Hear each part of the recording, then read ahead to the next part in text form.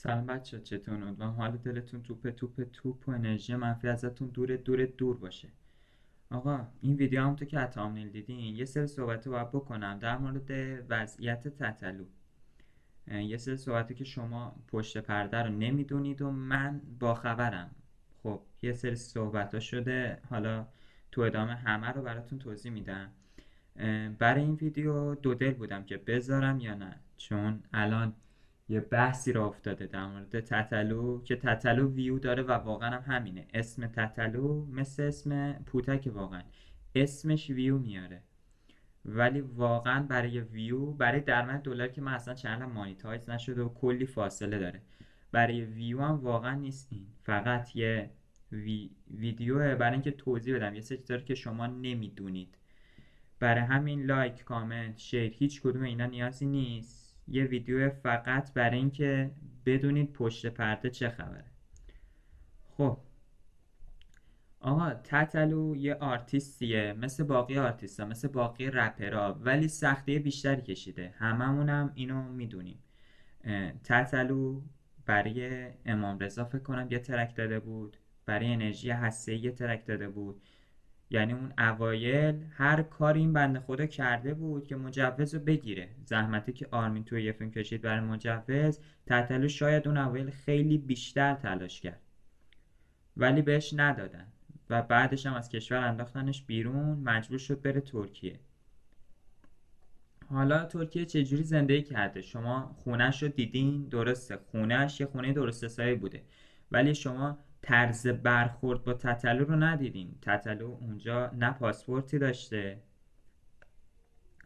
نه اقامتی. یعنی تتلو 3 ماه میتونسته ترکیه باشه، بعد 3 ماه حضورش داخل ترکیه وقتی که هیچ اقامتی نداره، هیچ چیزی نداره، غیر قانونیه. و 100% به خاطر این حرکت برخوردهای نادرستی تو ترکیه باش میشه. برخوردی که مثلا شاید تو ایران براش اتفاق نیفته، داخل ترکیه 100% اون اتفاق میفته. طوری که مردم ایران باش رفتار میکردن، البته که مردم ما هم خیلی با مردم ترکیه فرقی ندارن. این یکی از کوچکترین ضربه‌ایه که تتلو توی وضعیت حال حاضر ایران و جامعه ما دیده. شما یه مقایسه که بکنی، تتلو میگفتن که فوش میده، بد و بیرا میگه. اصلا خیلی از خانواده های ما، پدرای ما قبل از این داستان، حالا داستانی که جدیدن کشته شده، پدر مادرم مخالفش بودن. چرا؟ چون فوش میداده، حرف بد میزده. خیلی از مردم، خیلی از نوجوانا میگفتن شخصیت نداره. چرا؟ چون حرف بد میزنه. حالا الان آیسان اسلامی هست، من هیچ کسی رو نه ردش میکنم نه تاییدش میکنم، من فقط دارم میگم همینا رو. آیسان اسلامی الان هست. هممون میدونیم آیسان اسلامی از الگوریتم اینستا چیزی نمیدونسته. آیسان اسلامی از الگوریتم اینستا چیزی نمیدونسته و دلیل بالا اومدنش از خیلی ها بپرسی میگه اون لهجه مازندرانیش و اون فوش دادن هاست. اصلا به خاطر فوش دادن تو اکسپلور خیلی دیده شده، به خاطر فوشایی که میده. حالا الان یکی مثل آیسان اسلامی فوش میده، معروف میشه، فیم میشه. یکی مثل تتلو فوش میده، میاد پایین، مردم دربری بهش میگن. اصلا حرکت درستی نیست. واقعا هم جفتشون میشه گفت عین همدیگه بودن. تتلو یه دوره شد، من این کار رو تایید نمی کنم، چه بسا ردم میکنم، حرکت درستی نیست. تتلو یه دوره شده بود که به خانواده خودش دریوری میگفت. هممون دیگه اینو شنیدیم دیگه، کامیونیتی میذاش، استوری میذاش، توی ویدیوهاش به خانواده خودش دریوری میگفت. من جدیدا یه ویدیو از آیسان توی اکسپلور دیدم که آیسان، حالا یه حرف زشتی اصلا نمیخوام بگم، مطمئنم همتون شنیدین دیگه، یه حرف زشتی رو به مادرش میزنه. بعد مثلا کامنت ها رو که میرفتم میدیدم، مثلا جای اینکه بگن این حرکت درست نیست، خب ما دیدیم چجوری با تتلو برخورد کردن. مثلا طرف میگفتن نه این حرف رو زده چون مادرش رو ندیده، نه این حرف رو زده چون مثلا مادرش ازش دور بوده، این حرف رو زده چون مادرش بهش بدی کرده. یعنی چی؟ واقعا یعنی چی؟ این همه تفاوت بین دو نفری که خیلی شبیه هم رفتار کردن واقعا عادی نیست. واقعا عادی نیست. چه بسه که آیسان دعوت به ورزش کرد، تتلو کرد. تتلو دعوت به گیاهخواری کرد. من خودم گیاهخوار نیستم ولی میگن که فواید خوبی داره. تتلو دعوت کرد. تتلو دعوت به ورزش کرد. چرا اینا رو نمیبینیم ما؟ واقعا چرا اینا رو نمیبینیم؟ تتلو مشکل داره، من مشکل دارم، شمایی که دارین اینجا رو میبینین 100% مشکلاتی دارین، ولی مشکل اساسی که تتلو داره فقط و فقط به خاطر رفتار ما و دولت ایرانه، بدون شکی درش نیست. و خب به نظر من واقعا این حق تتلو نبود تا اینجای کار. یه صحبت دیگه هم که دارم در مورد آقای موریه. نمیدونم میشناسید یا نه، فیلم بردار قدیمی تتلو و یوتیوبر و ادیتور حال حاضر سحر قریشی. من دیروز یا پریروز بود توی یکی از دوستانم برام شماره ایشون رو فرستادم. من هیچ شناختی از ایشون نداشتم، نه چنل تلگرامو داشتم، نه ویدیوی یوتیوبش رو دیده بودم، نه حتی این استاشو داشتم و چک کرده بودم. هیچ کدوم این کارا رو نکرده بودم. فقط میدونستم که یه همچین حرفای در مورد تتلو زده شده و دوست من بهم گفته بود که داره مثلا کسایی رو که الان ادمین پیج تتلو هستن رو داره لو میده. دست کی؟ دست سپاه. حالا اینجا رو داشته باشین توضیح میدم. من به ایشون زنگ زدم بدون هیچ بی احترامی، حتی تو نگفتم، از کلمه شما استفاده کردم. تا زنگو زدم ایشون جواب دادن، من که اصلا فکر نمی‌کردم جواب بدن، تا ایشون جواب دادن شروع کردن فوش دادن، فوش و دریوری، کاری که مثلا به خاطر این فوش و دریوری ها تتلو رو منع میکنن، بعد خودش یه همچین حرکتی میزنه. حالا تتلو به کسی فوش و دریوری میده که فوش و دریوری گفته، منی که از کلمه تو استفاده نکردم گفتم شما، اون فوش و دریوری ها برای چی بود؟ من همینجا میگم من تتلیتی نیستم، من آقای تتلو رو خیلی دوست دارم ولی تتلیتی نیستم. شروع کردم فوش دادن. گذشت هیچ چی نگفتیم. بازم آقا گفتش فوشاتو بده، قطع کن، برو پی کارت. گفتم فوش چی؟ من اصلا نیومدم فوش بدم، من فقط یه دونه سوال دارم. شمایی که تو خونه تتلو بودی چرا میای همچین حرفی رو میزنی بعد از اینکه از خونه‌اش رفتی بیرون؟ موری، من این حرف رو نمیزنم، من تو اون خونه نبودم، ولی خود موری، خود این آدم اومده بود کامیونیتی کرده بود، پست کرده بود، استوری کرده بود، یادم نمیاد، زده بود که آقای تتلو خیلی مرا معرفت گذاشته، خیلی خوبی کرده در حق من دود ننم اگه به یه همچین آدمی پشت بکنم. همچین حرفی زدی شما یا نه؟ خب چرا الان پشت کردی؟ اگه این آدم بده، زورت کرده بود همچین چیزی بنویسی؟ زورت کرده بود همچین چیزی بذاری؟ این حرفای ضد و نقیضه در مورد کارات، فوشات هم که گفتیم آقای موری، و تهدیدات. میگم من حتی از کلمه تو استفاده نکرده بودم، میگفتم شما. تهدید میکنن که تو با شماره ترکیه زنگ زدی، من اینجا آدم دارم میفرستم سراغت، ادبت بکنم برای همه تتلیتی ها.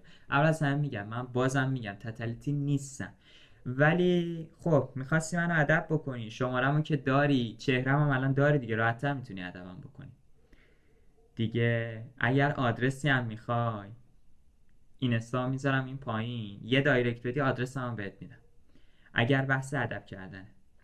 حالا کجای داستان جالب میشه؟ اینجایی که این آقا توی اینستاش قبل از این مواقع توی دوران تظاهرات یه دونه پست میذاره با عکس لباساش، عکس پرچم شاه، عکس زن زندگی آزادی، عکس که بر علیه مخالف دولت ایرانه. این تا اینجای کار. بعد حالا الان توی تلگرامشون که بری میگه مرسی از اطلاعات سپاه که تتلو رو گرفتن. آخه به چه چرا واقعا چرا انقدر رنگ عوض کردن؟ زن زندگی آزادی میذاری موقعی که توپ تو اون سمته، توپ تو سمت زن زندگی آزادیه. حالا توپ بر علیه تتلو، دست اطلاعات و سپاه درد نکنه، دمشون گرم، خسته نباشید میگه بهشون. چقدر یادم میتونه کثیف باشه. این کار از نجاست توه. من الان دیگه نمیتونم ساکت بشینم. هر حرکاتی که زدی ضد و نقیض داشت و حرکت فولی بود، حرکت کاملا فولی بود. تو اوکی آقا از تتلو، من بعد از تحقیقاتی که کردم مشکلی که با تتلو داشته این آقا این بوده که وقتی داخل کمپ افتاده یه سری دریوری به ایشون و خانومش گفته که حالا فکر کنم در جریان کامل نیستم، مثل اینکه توی واتساپ همچین چیزی رد و بدل شده. دروغ و راستش رو نه تایید میکنم نه تکذیب، ولی اوکی این آقا بد و بیرا گفته هم به خودت هم به خانومت، تو هم بهش بد و بیرا بگو.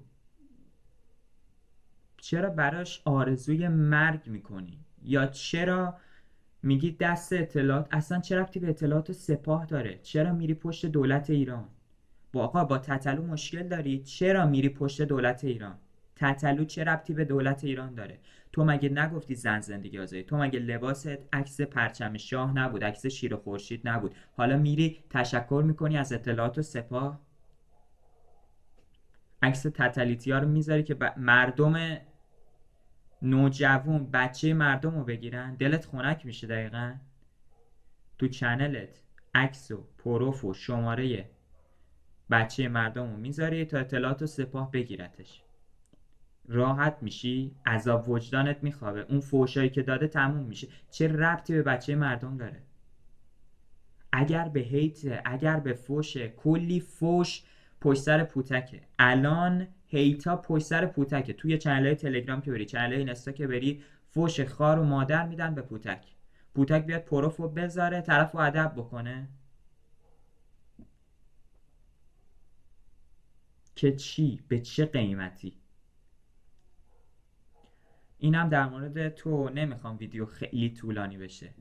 صحبت آخرم هم در مورد ادمین یوتیوب و ادمین دو سه تا از پیجاست. آقای حسین نوری فکر کنم یه همچین چیزی. من که شناخت زیادی از ایشون نداشتم. ایشون کسی بود که موقعی که باش آشنا شدم، من فکر کنم الان 2 هفته است باش آشنا شدم، موقعی که با ایشون آشنا شدم پشت آقای تتلو بود. مثل اینکه تتلو یه سری حرفا به ایشون زده و ایشون بخشیدش، گفته بود که بخشیدمش و اینجور حرفا. بعد اومده بود پشت تتلو و میگفت موری من تو رو آدم میکنم. فوش خار و مادر دریوری به سمت موری، هدایت دریوری میگفت به موری، دریوری میگفت. سادش بخوام بکنم به موری دریوری میگفت. بعد الان 2 روزه رفته پشت موری. حالا این باز اصلا این همه چرخیدن، واقعا رنگ عوض کردن تو این سرعت غیر عادیه. حالا میگی انجام دادی رفتی پشت موری، دوباره ایشون هم پشت اطلاعات و سپاه گرفته. دم اطلاعات و سپاه گرم که تتلو رو گرفتن، این آدم باید بمیره. به چه قیمتی؟ تتلو کلی حرف به تو زده، کلی فوش داده. کم کم تویی که فن پیجش بودی، تویی که ادمینش بودی، با آهنگاش خاطره داری یا نه؟ چرا آرزوی مرگ میکنه برای همچین آدم؟ واقعا حرکاتتون درست نیست، واقعا حرکات درست نیست. شما اینو نمیدونستی. همه افراد که الان میان پشت تتلو صفحه میچینن فقط به خاطر اینه که ویو بگیرن. شک نکنید، فقط به خاطر اینه که ویو بگیرن. مگر اینکه آقا بیاد تو تلگرام بذاره طرف. حسین نوری اگر اشتباه نکنم ادمین تو یوتیوب همین حرفا رو میتونست بذاره یوتیوب، کلی هم ویو میومد براش. توی تلگرام حداقل این آدم دنبال ویو نیست. این آدم دنبال ویو نیست، اینه که واقعا یه سری مشکلات با تتل داره. ولی موری 100% دنبال ویوه. ویدیو رو تو یوتیوب میذاره، بعد مردم یه بار گپ چنلش رو باز کرده بود توی تلگرام، ازش سوال میپرسیدن جای اینکه جوابشون رو بده میگفت برید ویدیومو ببینید. یه دونه سوالم پرسیده شده بود، ویدیو براش ساخته نشده بود، گفت در مورد اونم یه دونه ویدیو خواهم ساخت. یعنی ویو، یعنی تو دنبال پولی، وگرنه همون تو تلگرام جوابشو میدادی. این یعنی تو دنبال پولی، تو دنبال ویوی.